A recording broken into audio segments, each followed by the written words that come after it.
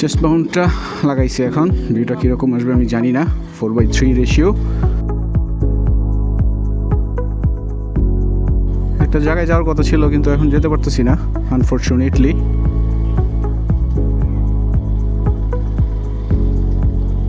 K 30 fps recording.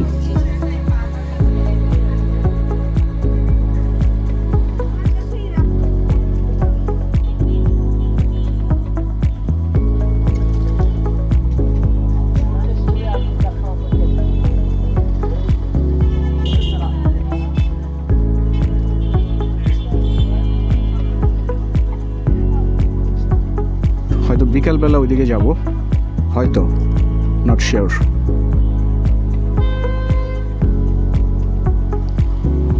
আজকে মনে হয় বিসিএস পরীক্ষারই আছে, প্রিলি পরীক্ষা আছে, এই জন্য বিভিন্ন জায়গায় বসাইছে, কি বলে এটারে, ক্যাম্প বসাইছে, হ্যাঁ সেন্টার বসাইছে।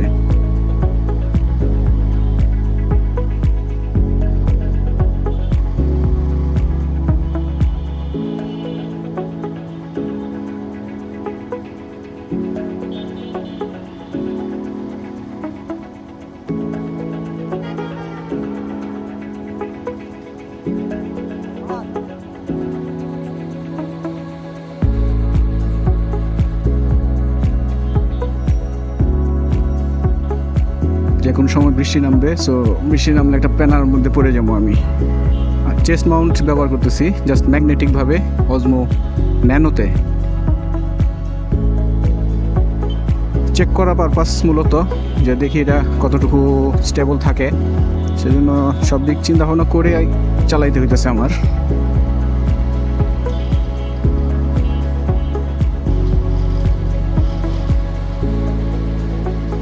চেস্ট মাউন্ট আমার মনে হয় 50-60-তে চালাইলে সমস্যা হওয়ার কথা না, এর বেশি চালাইলে আসলে আমি ঠিক শিওর না যে কতটুকু স্টেবল থাকবে। হয়তো এটা বাতাসের ফোর্সে চলেও যেতে পারে। যারা ওই ম্যাগনেটিক মাউন্ট বাইকের জন্য ব্যবহার করবেন তাদের জন্য বলতেছি, DJI Osmo Nano। আকাশের অবস্থা একদম ওভারকাস্টই, ওই যে ডান্ডি খাইতেছে, এগুলো এখন এখানে বসে বসে ডান্ডি খায়। আগে নিচে ছিল, এখন উপরে উঠে গেছে, প্রমোশন হয়েছে। শীতকালের মতো একটা ভাইব আসতেছে। আমি টেস্ট করতেছি হলো DJI Nano, চেস্ট ম্যাগনেটিক চেস্টের সাথে লাগাইছি, লাগাই দেখতেছি।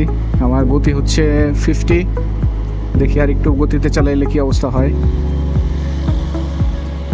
ট্রাইং পারপাস 55 ফিল করা যেতেছে, যে লাগতেছে, কিন্তু এটা আসলে স্টেবল কতটুকু সেটা বুঝতেছি না। এখন পর্যন্ত স্টে করতেছে 60, up to 60 I think okay. So chest মাউন্টে মোটর ব্লগিং আসলে আমি পার্সোনালি অভিজ্ঞতায় যদি বলেন তাহলে আমি আসলে 60 পর্যন্ত, আপ টু 60 কিলোমিটার পর্যন্ত রিকমেন্ড করবো। তারপর আসলে আমি আর রিকমেন্ড করবো না। পরে যেটা হবে সেটা আসলে নিজের কি বলে এটা, মানে রিস্কে করতে হবে। কারণ এটা ম্যাগনেটের সাথে লাগানো, যদি ম্যাগনেট থেকে সরে যায় বা উড়ে যায় তাহলে পুরো ডিভাইসই চলে যাবে।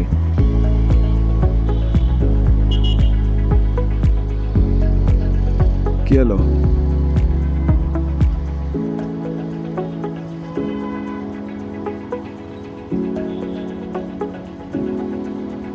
ট্রাকের একটা জাম লাগাই দিছে ভিতরে, সো আমার ভিতরে যাওয়ার দরকার নাই। এই রোডটা যথেষ্ট পরিমাণে বাম্পি রোড, দেখি এই রোডে ফুটেজ কীরকম স্টেবল থাকে।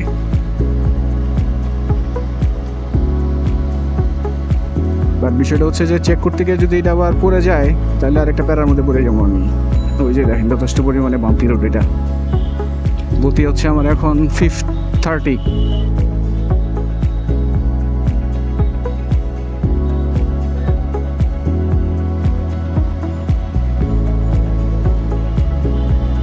মুরগি পাইছে একটা টেরাক মামা, শিয়াল দৌড়ায় গেছে মুরগি ধরার লেগে।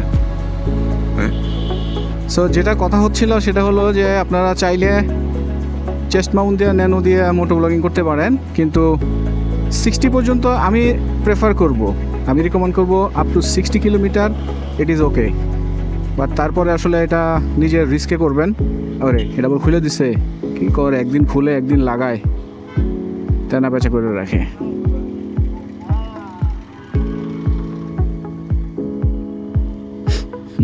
এখানে আসলে সাবানের গন্ধ আসে। তিব্বতের পিছনে সাবানের ফ্যাক্টরি, আলকাতরা ফ্যাক্টরি, প্রচুর ফ্যাক্টরি আছে ওই দিক দিয়ে। এখনো কিছু কিছু আছে, আর অনেকগুলো পরিত্যক্ত অবস্থায় আছে।